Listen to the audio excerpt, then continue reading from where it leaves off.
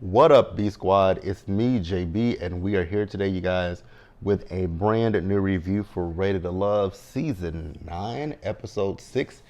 This episode was titled Closed Mouths Don't Get Fed. I was like, so we quoting the Players Club now. You giving me one of them Ronnie quotes, right? Okay, cool. So before we go ahead and jump into this review, if you guys are watching this video or any other video on the channel and you guys aren't subscribed yet, then I need you guys to do me a solid favor and stop taking out on this date and then having me pay for it at the end of it. You guys know the routine. You can do me that favor by liking the video, subscribing to the channel, and also by turning on your post notifications. And with that out of the way, without further ado, let's go ahead and discuss Rated to Love, shall we? All right, you guys, so this episode, we pick up where we last left off. You guys remember in the last episode that Will was letting the ladies know who they decided was not, quote unquote, ready to love. So, unfortunately, not unfortunately, but I was wrong. I have to admit that. I was thinking that the men were going to send Mika home, but nope. The men ended up sending Koshia home, and I was like, wow, I didn't really see them sending Koshia home. And very interesting, because I really could have swore it was going to be Mika. I promise you guys, I thought it was going to be Mika, but they kept Mika. And so this week, the ladies are in charge of sending one of the men home this week, right? So Tommy let them know to sit down with these guys and discuss their non-negotiables, right? And I was like, okay, cool, non-negotiables. Then Tommy said we're at the halfway point. I was like, the halfway point? We're only on episode 6, but hey, if we finna speed this season on, I'm cool with it. I don't have a big, huge issue with that. So the first date that we see is Rashina. So Rashina is out on a date with Justin, and they are doing salsa dancing. Now, when Justin was dancing, Justin looked like he had 2 left feet, right? So they sat down to talk, and she was telling him what her non-negotiables are, right? So her non-negotiable is communication. So she doesn't want to be with someone who is a terrible communicator. And I was like, okay, I like that, right? For me, I don't even know if I have any non-negotiables when it comes to, well, yes, maybe I do, right? I'm someone who doesn't like to argue. Like, I'm just not going to argue with you. And if you thrive off of arguing, I'm not going to do it. I'm just going to sit there and look at you like you're crazy, right? That, and I used to say smoking, but I have some, it's like, that's not a non-negotiable anymore. Either, if you smoke, right? Just don't do it around me. I don't want to smell it. Especially if you smoke cigarettes, right? And at one point, Bay used to smoke cigarettes, and I was like, oh, I can't stand that. I was like, can you kind of go? And I would always say, like, when we first started dating years ago, I was like, I don't like cigarette smoke. So if we're in the car together, I'm like, please don't smoke around me in the car. Like, can you get outside of the car and smoke? Just don't smoke the cigarettes around me. I don't want to smell it. Oh, I hate cigarette smoke, right? But then Rashina was like, with communication, she's like, closed mouths don't get fed. I was like, that ain't what Ronnie meant in the Players Club. That was a sexual reference, like how, and actually she said, did she say closed mouths? She said closed mouths don't get fed, but she was meaning, never mind, it ain't how y'all be trying to use, the way people be trying to use closed mouths don't get fed, that ain't the way that Ronnie meant it. That ain't the way Ronnie meant it. It was one of her hoe quotes, but hey, okay, fine with me. Let's pause here and move forward, you guys. Next up, you guys, we got Alexis. I have to go ahead and say it. I don't see it for Alexis. I don't like Alexis. Alexis is a big, resounding no for me. So Alexis is out on a date with Chaz, right? So she asked him how did he feel about, Koshia being sent home. And he said for him, he felt bad because Koshia was starting to open up, and she was like, well, it didn't really bother me. And so then she proceeds to tell him about what happened in the ladies' lounge.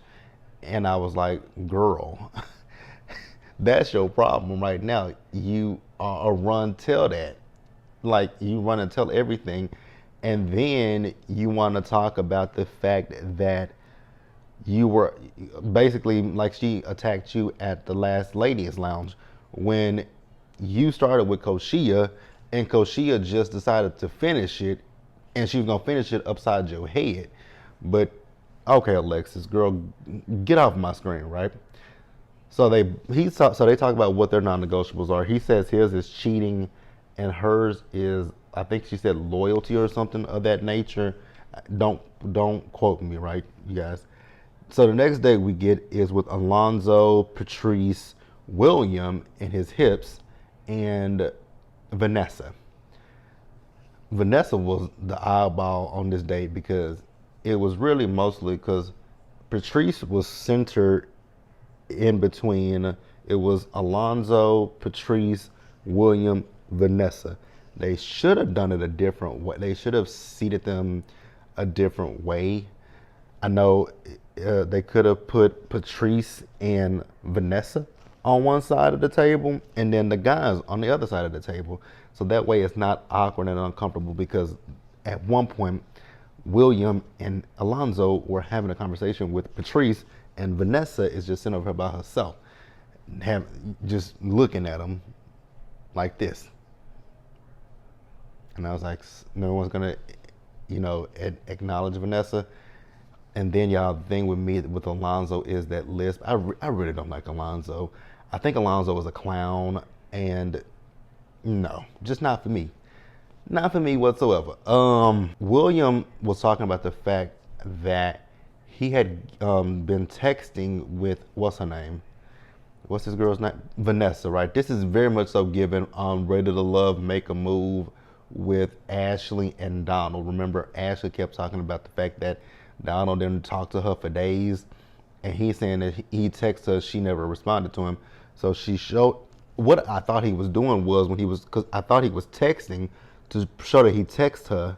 I was like, oh, you think you slick? But then he showed her the number, and she said it's either missing a digit or it's something with the digits, right? The digits were off. I was like, oh, did you put your number in his phone, or did he ask you for your number? You told him your number, but he just typed it in incorrectly. Whatever. You guys let me know how you feel about that in the comments below, and let's pause here and move on forward.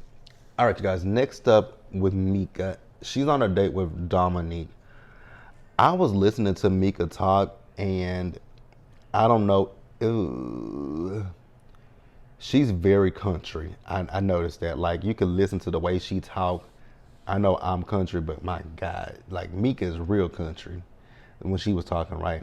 So they talked about what their non-negotiables is, and she said that hers is someone who takes themselves too seriously. I'm with that one, right? I don't want to be with somebody that's a stick in the mud. I can never, like, I need somebody that I'm going to be with to be able to laugh and have fun. Don't always take things so seriously, right? Here's a huge non-negotiable for me. If you feel like something is wrong, don't. My biggest pet peeve is don't let things sit and fester, right? This goes to communication, right? If you feel something, say something. If you feel like I did something wrong to you, then don't sit there like a stone brick wall and don't say anything. And I can't stand it when people do that. I absolutely hate it when people get mad at you because of something that they perceived, or either something that you did, right? Either something that they perceived wrong, or something that you did.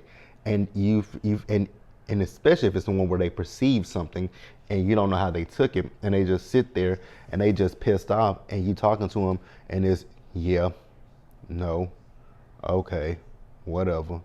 When it's that kind of stuff, that annoys me, right? That annoys me because it's like, can you articulate what your issue is, right? I'm not gonna sit here and say I'm perfect because I will hit you with a yes and a no response. That's because I'm just over, like, I don't want to deal with you, right? I do that in a sense of when I feel like trust and when my trust has been violated, that's when I'm like, okay, you know what? I got to put you over here, and I don't do that. I don't do that in relationships, right? In relationships, I'd be like, you said this, and I didn't like how I didn't like how it came out, and it hurt my feelings, right? But when it's people, when it's like I said, I will do it. Something like I will. Let me see how I want to say this, because I have to think about myself. I just don't like people. What it is for me, I don't like it when. Here's the thing. Back to what I was saying. I don't like it when you feel some type of way, right? You feel like I've done something to you, and I don't know what I've done to you. Don't just sit there and don't just sit there and be quiet. Don't sit there and just be quiet. And especially if I'm asking you what's wrong, Like, is there something wrong? Are you okay? And you just look at me. Don't do that. Like, let's have a let's talk to each other, right? Let's work it out. Let's figure it out. That's my biggest non-negotiable right there. Like I said, the smoking and the other stuff that I said, that one right there, that's the biggest one. Like, I don't like that. I hate that I can't stand that, right? So then he said something about cooking. I was like, so cooking is a non-negotiable? I mean, okay. Some people it is. Some people it is. I did notice something with Mika that when they were talking, you guys remember Mika's been saying for a while she don't want kids, but now she's, I guess, open to the idea if she meets the right man. I was like, okay. I mean, some women do feel that way. Some women do say, I do know women will say, yeah, I don't really want any more kids, and they'll stand firm on that. But then they'll also say, but if I meet the right guy, and I don't think Dominique is the right guy, that man wants 2 to 10 kids. So I think Mika would be well to say, no, I don't want more kids with you, sir. No, no, no. Pausing here, you guys, and we'll move forward. All right, you guys. So we move over to Maya. So Maya's out on a date with Justin, you guys. And I was 100% correct about Justin. So Maya and Justin are talking. What I did realize with Maya and Justin, so they're sitting on the couch, right? And Maya is sitting right where I'm sitting, and she's like this, and she's turned, her body's kind of turned towards Justin, but there's a big ass space between those two, right? And I was like, but you twerked on him last week. Never mind. It is what it is, right? So her non-negotiable is she wants someone who is family oriented, right? And then they talked about children. So she asked him if he has kids. He says no. She says, do you want kids? He says, yes, he wants kids, but he's getting to the point in his life where he's realizing that, you got to make a decision. I was like, interesting, because with Rashina and with Mika, you said, no, you don't want kids. That you're fine without having kids, right? You're fine without having kids. Why not say, here's the thing. Like I said with Rashina and with Mika, I knew it was just words that he was spitting at them. And like I said last week, I think I said it last week, he could have just easily said this, I would love kids, right? I do want kids. But if I get with a woman that already has kids and don't want any more kids, then I'm fine with that, right? Because that's all you have to say instead of just saying, I'm getting to, I'm already at that age where, like, sir, men can have kids well up until the day we leave this earth. Like, we can still have kids. There's no age limit with us as men. There is an age limit with women because their biological clock is ticking. Men, that clock don't tick. As long as them things still swimming, I mean, look at who was it? Was it Sylvester Stallone? I can't remember who. It's some older men that have had kids here lately. So yeah, whatever. Next up, you guys, we see Rashina. So Rashina is out on a date with William and Jonathan. They're making body butter. I honestly could have done without this date, you guys. I really could have done without this date because I was bored. Jonathan, he doesn't want to, like, you ask him questions, he doesn't want to answer the questions, but he want to ask you questions. Will just gives BS answers, and that's what I noticed. Will gives BS answers, and Jonathan doesn't want to answer any kind of questions, and I was just like, what are we doing and why are we doing it? I really had that question. And so we get to the ladies' lounge, and the ladies recount their dates with the men that they went out on, and they tell who are in the who they're not feeling. We heard a lot of Jonathans. I heard some Williams. I heard some Wills. Right. So Tommy has a curveball, but before we get to that curveball that Tommy had, Patrice brought up Will coming to her at the pajama party, asking her about what she's now. I got to give Alexis one little small point, right?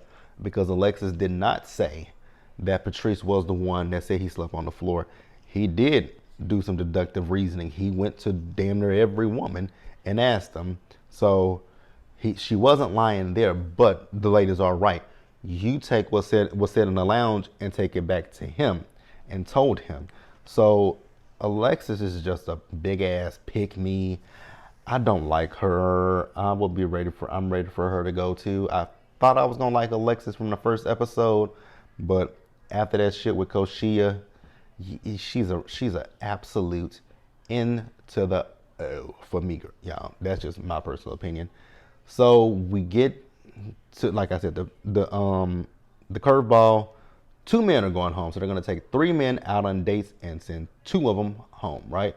So Alexis went out on a date with Jonathan. Maya went out on a date with William, and Vanessa went out on a date with Will.